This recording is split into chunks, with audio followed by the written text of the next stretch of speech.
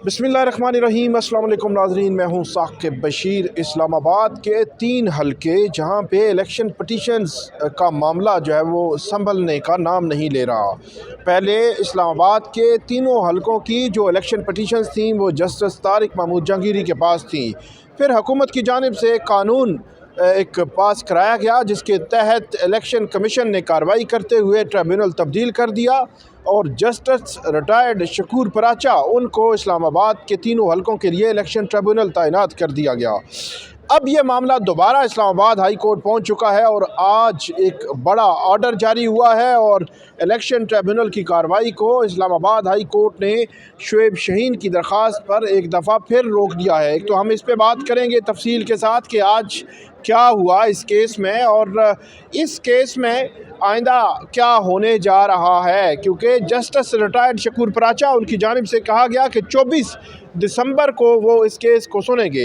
इसके अलावा हम दूसरा हमारा मौजू होगा 190 मिलियन पाउंड केस। ये इमरान खान और बुशरा बीबी के ख़िलाफ़ केस, गुज़श्ता रात को इस केस की कार्रवाई मुकम्मल हुई। अब इस केस में आगे क्या होना है, पीर के रोज़ इस केस का फ़ैसला जो है वो सुनाया जाना है।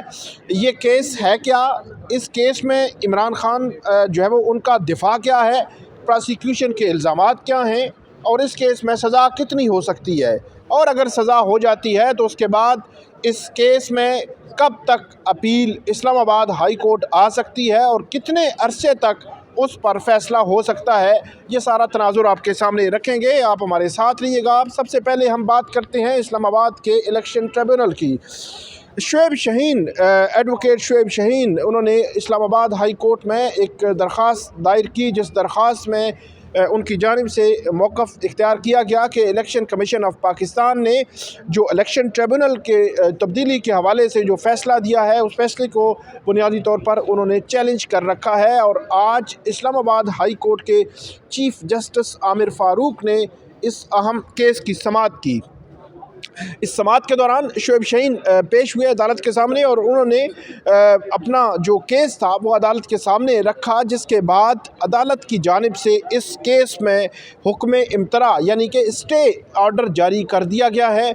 और इस केस की हद तक इस्लामाबाद हाई कोर्ट ने ये हुक्म दिया है कि शुएब शाहीन उनकी इलेक्शन पटिशन की हद तक ये स्टे ऑर्डर जो है वो दिया जाता है और इलेक्शन कमीशन को कहा गया है कि वो 24 दिसंबर से आगे कार्रवाई, मतलब 24 दिसंबर को शुएब शाहीन की इलेक्शन पटिशन की हद तक कार्रवाई आगे नहीं बढ़ाएगा और बाकी 2 पटिशन्स की हद तक कार्रवाई जो है वो आगे बढ़ाएगा। अब हम थोड़ा सा बात करेंगे अली बुखारी साहब की भी पटिशन जो है वो 24 दिसंबर को समाअत के लिए वहाँ पे मुकर्रर है और इलेक्शन कमीशन जो इलेक्शन ट्रिब्यूनल है, जस्टिस रिटायर्ड शकूर पराचा वो 24 दिसंबर को इसकी समाअत करेंगे और 24 दिसंबर को मेंटेनेबिलिटी देखी जानी है। कल मैंने आपको बताया था कि सबसे बड़ा चैलेंज जो नज़र आ रहा है बज़ाहिर वो यही है कि इन इलेक्शन पटिशन्स को टेक्निकल बुनियादों पर उड़ाया जा सकता है। मेंटेनेबिलिटी अदालतों ने देखनी है, इलेक्शन ट्रिब्यूनल ने। पहली बात तो ये अली बुखारी साहब ये बताइएगा कि शुएब शाहीन साहब की दरख्वास्त, उस पर स्टे ऑर्डर जारी हुआ है, आपने भी पटिशन अभी फ़ाइल कर रहे हैं? नहीं कर दिए मैंने। आपने पटिशन फ़ाइल कर दी और उस पटिशन में आपका मौक़िफ़ क्या है? देखिए नहीं, हमारा बड़ा सिंपल सा उसके अंदर मौक़िफ़ है। जैसे आपको पता है कि पिछले 10 महीने से ये एक किस्म का समझो कि रोलिंग स्टोन सा बना हुआ है। हाँ। 6 महीने में ये डिसाइड होनी थी पटिशन, और जो इसकी वेलोसिटी थी आपको डे फर्स्ट पता चल गया था कि जब जहांगीरी साहब ने स्टार्ट किया तो उन्होंने कहा 6 महीने में मैं इसको डिसाइड करूँगा। और मेरे NA-48 से मुखालिफ कैंडिडेट, जो रिटर्न कैंडिडेट बनाया गया जिसको, उससे कहा गया कि अपने फॉर्म 45 लेकर आ जाओ। जब उसने statement the before the tribunal sitting Islamabad high court के जस्टिस के सामने कि मेरे पास फॉर्म 45 नहीं है, मुझे तो RO ने नोटिफिकेशन दिया, जाएँ RO से ले लें। इस पर ऑनरेबल ट्रिब्यूनल ने उस टाइम कहा था कि मैं तो ये डिसाइड करूँगा और जिसके फॉर्म गलत होंगे उसको जेल भेजूँगा।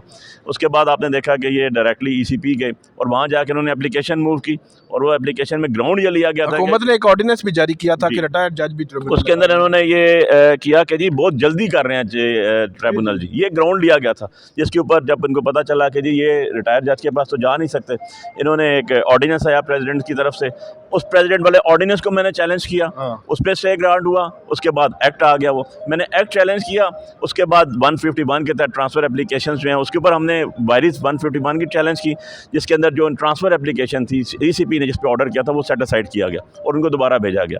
उन्होंने ECP ने अपना वो शजरा पूरा ही किया जो पहले चलता आ रहा था, उसके मुताबिक चलते चलते साकिब भाई उन्होंने दोबारा रिटायर्ड जज को भेज दिया और वो शकूर पराचा साहब का पिंडी भेज दिया गया, जहाँ पर कल समाअत हुई और पहले ही समाअत पे उन्होंने कहा कि मैं मेंटेनेबिलिटी डिसाइड करूँगा, जबकि दोनों साइड के काउंसल्स कह रहे थे छुट्टियाँ आ गई, वकील ही नहीं है यहाँ पर, और उन्होंने जनाब उसको 24 के लिए फ़िक्स कर दिया।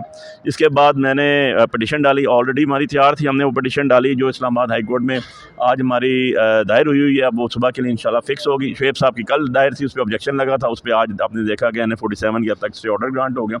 अब 2-3 चीज़ें हैं, रिटायर जज ही क्यों, और रिटायर जज भी चीफ जस्टिस की कंसल्टेशन के बगैर क्यों?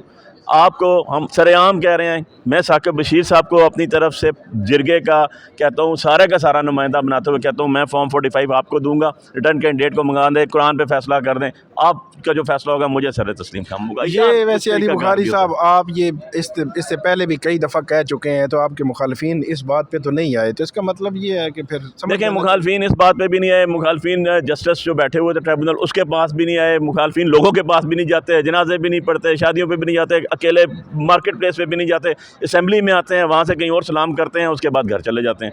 यार फिर ये कौन सी असेंबली है, ये कौन सा कॉन्स्टिट्यूशन है, ये कौन सी जमहूरियत है? तो आपने सीधी तरह डिक्टेटर बैठाए हुए हैं। और हैरत की बात आपको बताऊं कि मेरी सीट पे NA-48 पे मैं इमरान खान साहब का नुमाइंदा, और जिसको बनाया गया वो चौथे नंबर पर था, उसकी वोट TLP से भी कम है। तो अब आप कितने वोटों से जीते हुए हैं फॉर्म 45 के मुताबिक? देखें जी, फॉर्म 45 के मुताबिक मेरी 46,000 की लीड है, और इसके अंदर अगर हम थोड़ी जो जायली तरीके से वोटें डालेंगे वो निकालें तो फिर मोर देन 60,000 की लीड बनती है। अच्छा, बहुत जी। बड़ी। और आपने देखा होगा कि मेरे जो मद्दे मुकाबला आज़ाद कैंडिडेट थे मुस्तफा नवाज खोकर साहब, उन्होंने भी स्टेटमेंट दी कि मैं दूसरे पे था, उनका और मेरा भी 60,000 वोट का फ़र्क है। उसके बाद TLP तीसरे नंबर पे थी ओरिजिनली, जो तीसरे नंबर पे आए उनका भी जो है वो 14,000 वोट थी, इनकी तो उससे भी कम थी, लेकिन इवन एंड अदरवाइज जाली वोटें भी डाल के इनको कम से कम 46,000 प्लस वोट की लीड पड़ी हुई है। और मैं आपके साथ से ये कहता हूँ, कोई पोलिंग स्टेशन का रिज़ल्ट तो ले हो यार, कोई UC का रिज़ल्ट तो ले हो जहाँ से जीते हो, अपने घर से भी हारे हो, बाहर से भी हारे हो, हार के बैठे हुए झूठे कुरान अल्लाह फुटा के, इनकी यही औकात है। और इंशाल्लाह आपने देखना, मैं हमेशा कहता हूँ, मुझे डे फर्स्ट सारे कहते थे कि ये कैसे होगा, आप इतना कॉन्फिडेंट कैसे हो, तो मैं इसलिए कहता था कि यार हमने चोरी नहीं की, हम हक पे खड़े हैं और आप लोग विटनेस है इस चीज़ के। मैं पहले दिन से कहता होता था कि मैं परेशान नहीं हूँ, क्योंकि मुझे अल्लाह की ज़ात पे भरोसा है, मुझे यकीन है ला इलाहा इल्लल्लाह मुहम्मद रसूलुल्लाह पे, और अल्लाह ने कहा है कि लास्ट डे जो है वो हक वालों का होगा, और आप देखेंगे कि इंशाल्लाह last day will be over. बहुत शुक्रिया अली बुखारी साहब ने बताया है इस हवाले से कि जो इलेक्शन पटिशन है उनकी जानिब से दायर हो चुकी है, शुएब शाहीन को स्टे मिल चुका है। 3 हलके थे इस्लामाबाद के, तीनों हलकों में जो MNA हैं मुस्लिम लीग नून के, उनको जो है वो फॉर्म 47 जारी हुआ। फॉर्म 45 के मुताबिक PTI के तीनों उम्मीदवार अली बुखारी, शुएब शाहीन और आमिर मुग़ल, उनकी इलेक्शन पटिशन्स हैं कि उनके पास फॉर्म 45 मौजूद हैं और वो जीते हुए हैं। अब शुएब शाहीन साहब की हद तक जो स्टे हो गया है, बाकी अली बुखारी साहब उनकी पटिशन फ़ाइल हो गई है, कल उनकी पटिशन लगेगी और ऐसे लगता है कि सिमिलर नेचर का ऑर्डर आ सकता है, और उसके बाद आमिर मुग़ल साहब का देखेंगे। हुसैन चौधरी हमारे साथ मौजूद हैं, इनसे पूछेंगे आज हुआ क्या है, कोर्ट में क्या हुआ? देखिए, आज बिल्कुल इससे पहले जो ट्रिब्यूनल से मुतालिक समातें थी उससे बिल्कुल बरक्स हुआ है। 5 से 7 मिनट की टोटल समात हुई है। 1 मिनट जो है वो शुएब शाहीन साहब बोले होंगे, बाकी 4 मिनट जो है वो चीफ जस्टिस बोले, और उसके बाद उन्होंने स्टे दिया। हुआ ये है कि जो 17 अक्टूबर को फ़ैसला महफूज हुआ था, इस्लामाबाद की तीनों हलकों में जो मुबैना दांधली के ख़िलाफ़ अपीलें थी वो इस्लामाबाद हाई कोर्ट ने वापस भेजी थी इलेक्शन कमीशन को। इलेक्शन कमीशन ने ट्रिब्यूनल तब्दीली की पर दोबारा नज़रसानी जो है वो दरख्वास्त थी वो दोबारा सुनी और 17 अक्टूबर को फ़ैसला महफूज किया, और फिर अभी जाके उन्होंने सुनाया, और उसके बाद उन्होंने ये जस्टिस रिटायर्ड जो शकूर पराचा थे, नए जो ट्रिब्यूनल ट्रिब्यूनल थे उनको ये मुंतकिल कर दी थी। अब जस्टिस शकूर प्राचा साहब ने भी बड़ी तेज़ी से जो है वो समाअत शुरू कर दी और फ़रीक़ैन को नोटिस किया। कल के लिए नोटिस था, कल जो है वो फ़रीक़ैन जो है वो पेश नहीं हो सके, तो ये अब मामला उन्होंने 24 के लिए रखा और उन्होंने कहा कि ये आखिरी मौका है कि जो फ़रीक़ैन हैं वो आकर पेश हों, जवाब जमा कराएँ, वरना वो जो मेरिट पे जो है उसको डिसाइड कर देंगे। मीनवाइल जो शोएब शाहीन साहब हैं वो इस्लामाबाद हाई कोर्ट आए, इनने 47 की तक तारिक फजल चौधरी जो है वो यहाँ से कामयाब हुए थे, उनकी कामयाबी को उन्होंने चैलेंज कर रखा था।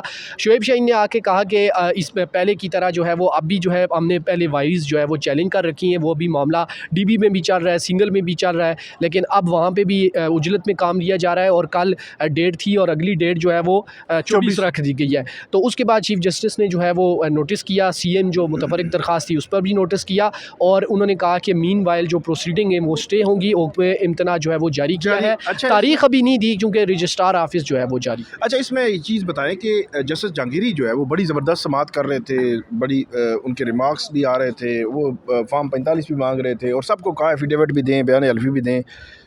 क्या जो है वो डर था, जिस डर की वजह से इलेक्शन कमीशन ने भी जनाब पहले भी 4 दिनों में फ़ैसला दे दिया, फिर हुकूमत ऑर्डीनेंस ले आई, फिर एक्ट ले आई कि रिटायर्ड जज लगाएं, जल्दी जल्दी रिटायर्ड जज लगाएं जी, ये ना हो कि कोई फ़ैसला आ जाए। तो क्या जस्टिस जहांगीरी के क्या अल्फाज थे जो आज तक मतलब हज़म नहीं हुए और उसके बाद उन्होंने रिटायर्ड जज लगा दिया, वरना तो सिटिंग जज बेहतर तरीके से प्रोसीडिंग चला सकता है।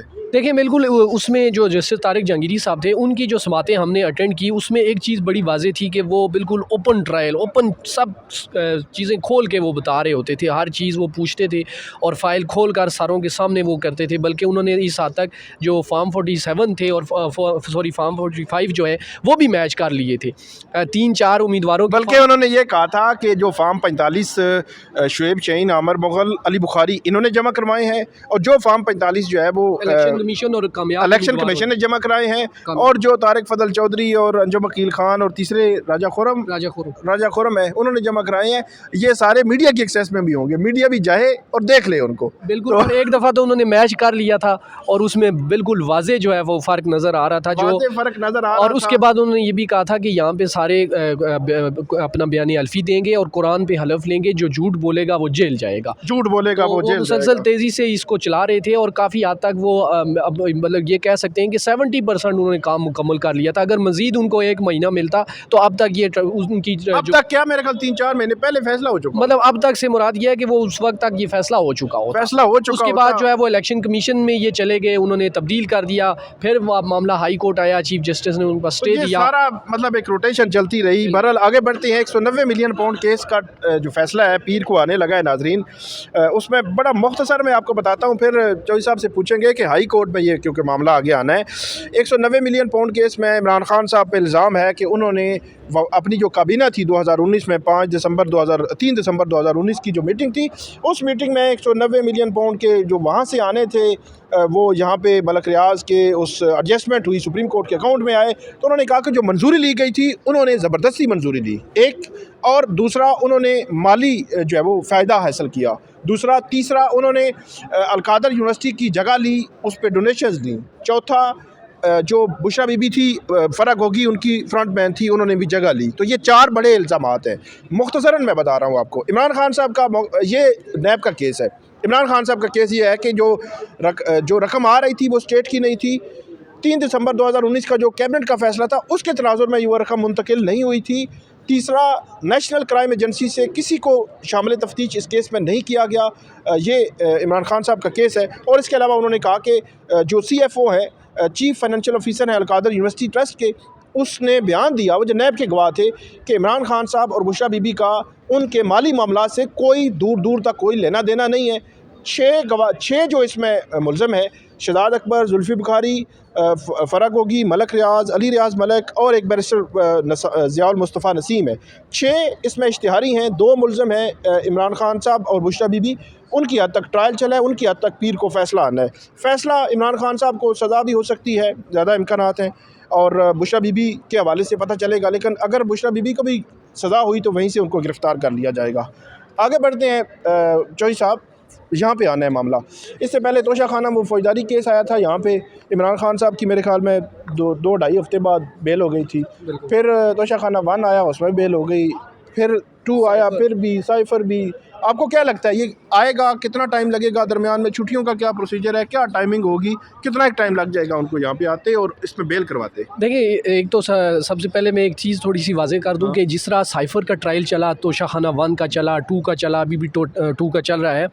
तोशाखाना जो फ़ौजदारी कार्रवाई का था, ये केस थोड़ा सा मुख्तलिफ है, इसको पूरा टाइम दिया गया। आप अगर देखें तो 10 महीने में समातें हुई हैं और दरमियान में कोई जल्दी भी नहीं की गई। 1-2 मरतबा जल्दी हुई, मामला हाई कोर्ट आया, मामला हाई कोर्ट से वापस रिटर्न हुआ तो उसमें भी नहीं। लेकिन लास्ट जो 3-4 समातें, उसमें रात देर तक जो है वो समातें रही हैं। उससे पहले आपको पता है इस्लामाबाद हाई कोर्ट पहले भी सवालात उठा चुकी है कि इतनी क्या जल्दी है, इतना क्या मसला था कि रात को 11 बजे 10 बजे तक समातें होती रही हैं। तो आज रात भी मेरा ख्याल है 11 बजे लेट ही मतलब हुआ है, तकरीबन 8:30 तक हुआ है। लेकिन वो अगर आप कर लें तो मगरिब आजकल 5 बजे हो जाती है, तो 8:30 बजे तक ये इशा भी समात 7 बजे हो जाती हुई है, है। उसके भी 1.5 लेकिन घंटे कुछ के बाद। समातें पिछले दिनों में रात देर तक भी जो है वो जारी रही हैं। तो अब एक तो ये पॉइंट है और दूसरा पॉइंट ये है कि जो नैब तरमीम आई थी, उस हवाले से भी बड़ा फोकस रखा बैरिस्टर सलमान सफदर ने कि नैब तरमीम का भी जो है वो ये केस बन सकता था कि ये नहीं बनता, कैबिनेट का protection है। डिसीजन था। लेकिन चूंकि अब फैसला महफूज हो गया है तो ज़्यादा इम्कान तो यही है कि सज़ा जो है वो होगी। और उसके बाद 23 को छुट्टियां यहाँ पे कितने? 23 को अगर सज़ा होती है तो 24 से 8 तारीख तक छुट्टियाँ, इस्लामाबाद हाई कोर्ट में 24 दिसंबर से 8 जनवरी तक छुट्टियां हैं, 2 हफ्ते की। 2 हफ्ते की छुट्टियाँ हैं। ठीक है। और चूँकि 31 का भी छुट्टियों महीना में है, बेल तो मैटर सुने ही जाते हैं। अब बेल मैटर तो सुने जाते हैं, लेकिन उसमें ज़ाहिर है पहले अपील आएगी, अपील में फिर आपको पता है कि सस्पेंशन ऑफ सेंटेंस होती है, फिर वो रिकॉर्ड की तलबी होती है, वो आपको पता है यहाँ पे रिकॉर्ड भी जल्दी थोड़ा नहीं टाइम लग पहुँचता जाता है। इस तरह, और फिर एतराज़ भी लग जाते हैं। अमूमन हम देखते हैं कि इस तरह की जब दरख्वास्त इमरान खान की पिटीशंस पर तो वैसे सवाब के तौर पर एतराज़ जो है वो लग जाता है, और फिर एक समात इसलिए होती है कि एतराज़ दूर करके हफ्ते बाद लगाएं, और वो हफ्ता होता है 10 दिन 12 दिन 15 दिन। तो अब छुट्टियों में तो मुझे नहीं लगता कि कोई बड़ी डेवलपमेंट, कोई ज़्यादा से ज़्यादा कोई अपील दायर हो सकती है, और समात के लिए अगर मुकर्रर भी हुई तो आखिरी दिनों में ही होगी या फिर जनवरी के पहले हफ्ते में या दूसरे हफ्ते में। आपको लगता है 23 दिसंबर को आखिरी बात, 23 दिसंबर को फैसला आएगा और 23 जनवरी तक कम से कम ज़मानत वाला मामला हमें लगता है कि या जनवरी के एंड तक उसका फैसला भी मेरा ख्याल है जनवरी तक नहीं हो सकता, जनवरी के एंड तक तक नज़र नहीं आ रहा, क्योंकि जिस तरह की ये समातें चली हैं 10 महीने इसको टाइम दिया गया है पूरा। और ये हम दरमियान में सुनते भी थे कि इस केस में कोई जल्दी नहीं है, इसको पूरा, इसमें कोई जो है वो नाकिस चीज़ जो है वो नहीं रहनी चाहिए, हर चीज़ पूरी होनी चाहिए। तो अब ज़ाहिर है देखते हैं कि अब 23 का फ़ैसला जो है वो क्या होगा। मुमकिन तौर पर तो यही लगता है, जिस तरह रात देर तक समातें हो रही हैं तो सज़ा ही होनी है। सज़ा ही होनी है। देखते हैं। बहुत शुक्रिया हुसैन चौधरी साहब। इसमें जो केस का मैंने आपको बता दिया, लेकिन इसमें सबसे बड़ी जो बात है वो ये है कि माली फ़ायदा बुशरा बीबी या इमरान खान, ये डायरेक्टली जो लिंक है उसको आप मॉरली देख सकते हैं, अखलाकी तौर पर देख सकते हैं, लेकिन कानूनी, बिल्कुल प्योरली मैं कानूनी बात कर रहा हूँ, तो उस तनाजुर में नैब उस तरह के ठोस शवाहिद नहीं पेश कर सका जिस तरह के पेश उनको करने चाहिए थे। लेकिन देखते हैं कि फ़ैसला क्या होता है, आपको अपडेट करते रहेंगे। बहुत शुक्रिया।